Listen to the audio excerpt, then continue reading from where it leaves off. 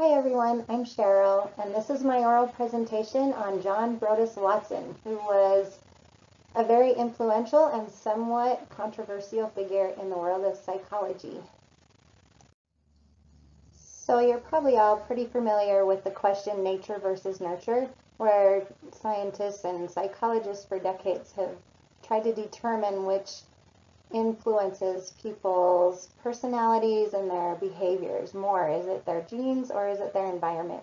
And John Watson believed that nurture was more of a determiner of behavior, and he spent a lot of his life studying how nurture influences behavior.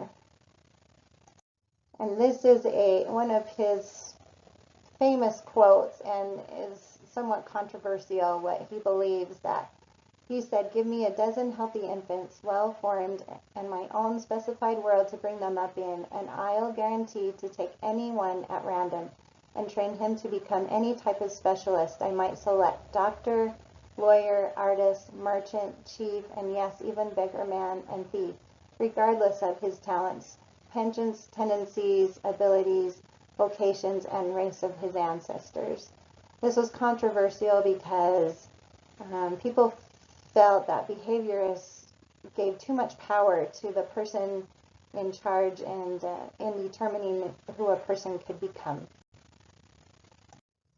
So with that subject of nurture, let's go over John Watson's own upbringing. He was born in Travelers Rest, South Carolina on January 9th, 1878. To his parents, Pickens and Emma Watson. He had a rough childhood. His father was an alcoholic who abandoned their family when John was about 13 years old. His mother was a very staunch religious lady, and she raised her children in a very strict religious environment. She actually named John after a Baptist minister, and she hoped that someday he might become a minister or a missionary himself. But she was disappointed in that because John eventually identified as an atheist. But despite his rough upbringing, John, something admirable about him was that he was determined to go to college to better himself and his circumstances. So at the age of 16, he entered Furman University, and he studied for 5 years and earned his master's degree there.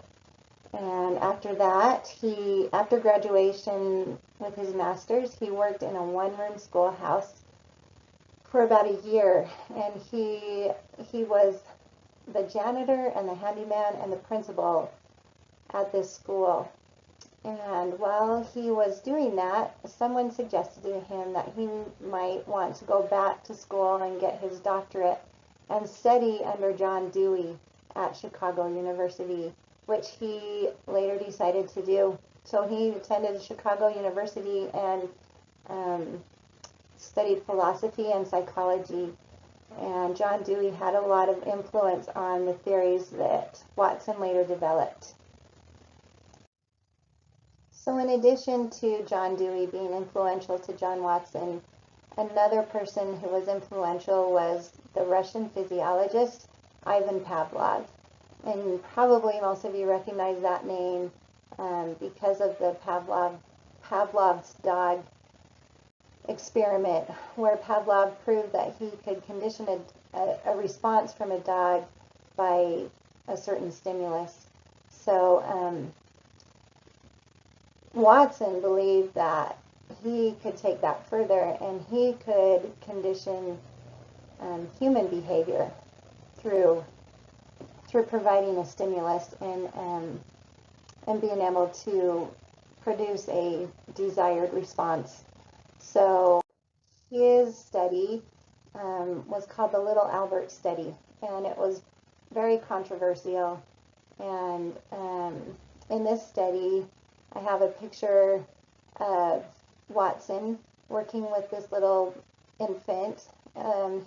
His subject was an 11-month-old baby that was an orphan, and he called him Albert. And Albert was afraid of loud banging noises.